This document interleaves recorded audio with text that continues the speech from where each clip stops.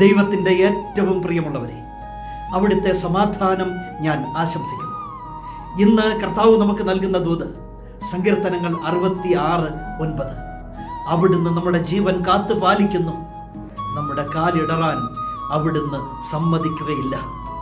നിന്നെ കാത്തു പരിപാലിക്കുന്ന ഒരു ദൈവമുണ്ട്, നിന്റെ ജീവനെ കരുതുന്ന ദൈവം. ഒരു നാളും നിന്റെ കാലിടറിപ്പോകാൻ അവിടുന്ന് സമ്മതിക്കുകയില്ല. അതാണ് ദൈവസ്നേഹം. അവിടുന്ന് ശ്രദ്ധിക്കുന്നുണ്ട്.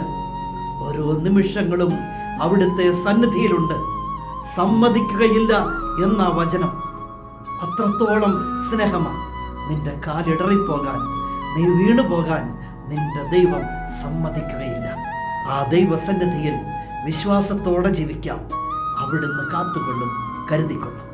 കരുണാമയനായ ദൈവം നമ്മെ എല്ലാവരെയും സമൃദ്ധിയായി അനുഗ്രഹിക്കട്ടെ.